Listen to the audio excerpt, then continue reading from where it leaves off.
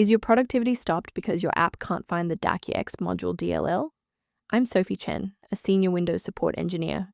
Let's identify the gap and fix it with an automated solution.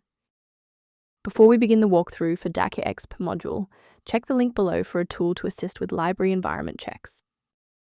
This DLL file is a specialized library for data acquisition and export. It is commonly used in industrial and scientific software to manage high-speed data sampling from external sensors and output the results. Let's get to work. We'll start with the most common fix for this specific error.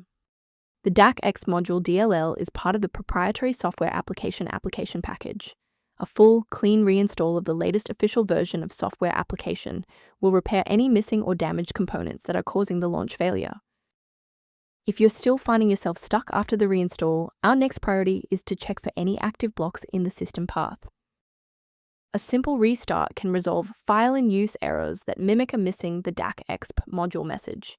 It's a low-effort step that ensures your operating system starts with a clean execution stack.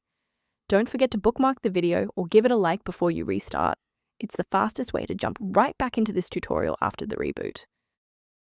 Beyond the repair, maintaining a secure workstation requires avoiding a few common technical mistakes. Please use caution. Replacing the Daqexp module DLL manually often requires elevated permissions that, if mishandled, can leave your system architecture vulnerable to external exploits. Let's conclude by looking at how a system maintenance utility can help keep your performance optimized and your libraries synchronized. For long-term system reliability, the repair resource linked in the description includes information on managing the Daqexp module references. To support our technical team and receive updates on the latest the Daqexp module resolutions, please hit the like button and subscribe to the channel.